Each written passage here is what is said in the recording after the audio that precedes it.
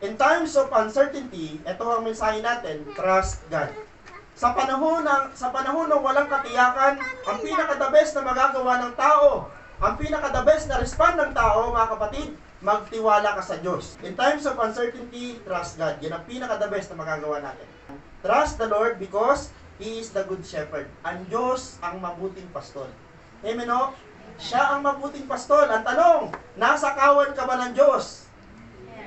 Ibig sabihin ng nasa kawan, ibig sabihin nandun ka ba sa poder ng Diyos? Tandaan nyo dalawa ang pastol na nakasulat sa Biblia, isang pastol na bayaran at isang pastol na totoo.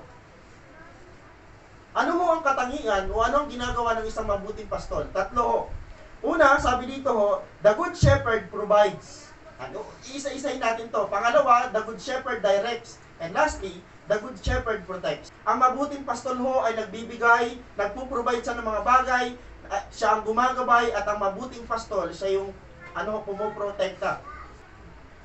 May kasiguraduhan po ba tayo ano ang mangyayari na naman sa buong isang linggong ito? Kung wala tayong kasiguraduhan sa mangyayari sa buong isang linggong ito, siguraduhin natin, magtitiwala tayo sa Diyos natin. Hindi porke magaling ka mag-provide, hindi porke madiskarte ka, kaya mo na lahat, hindi mo totoo yun.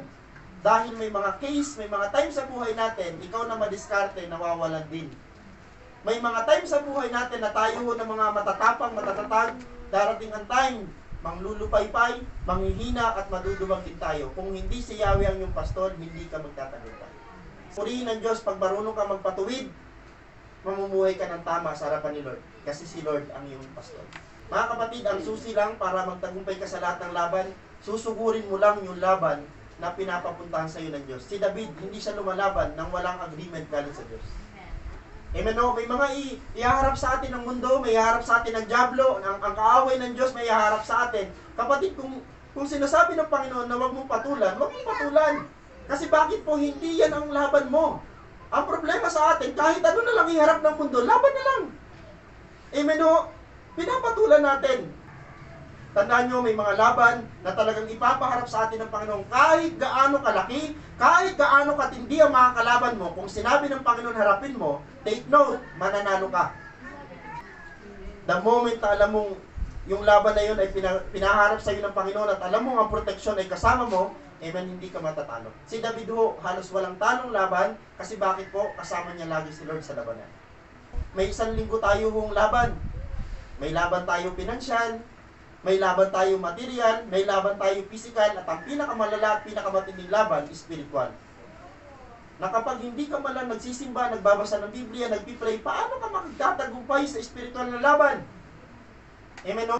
Tandaan o, isang paalala, sa mundong ito na walang katiyakan, tanging salita lamang ng Diyos ang ating mapangahawakan. Kaya basa tayo ng Bible. Lagi kong ini-encourage magbasa tayo ng Bible, magbasa tayo ng Bible. Isa sa pinaka-the best na prayer, Lord, pakialaman mo ang buhay ko kasi hindi ko alam kung ano mangyayari sa akin sa susunod na araw. Kaya mo ba natin ipag-pray yun, Lord, pakialaman mo ang aking buhay? Kaya lang, pag nag-pray ka ng ganon, hindi dahil nag-pray ka ng ganon ay smooth ang lahat. Dahil sinabi mo sa Panginoon, pakialaman niya ang iyong buhay, hindi minsan smooth. Kasi minsan yung akala mong smooth, ang dulo pala ng kapahamakan, kaya iti-twist ng Diyos, ililigo ka ng Diyos, at minsan yun ang ayaw natin. Ayaw natin na pinakikialaman ng ating buhay. Nakatira tayo sa mundong walang kasiguraduhan, pero sigurado tayo sa Diyos na meron tayo. Siya lang ang tiyak na maaasahan natin. Amen o? Ito ang mensahe ng Panginoon, in times of uncertainty, trust God.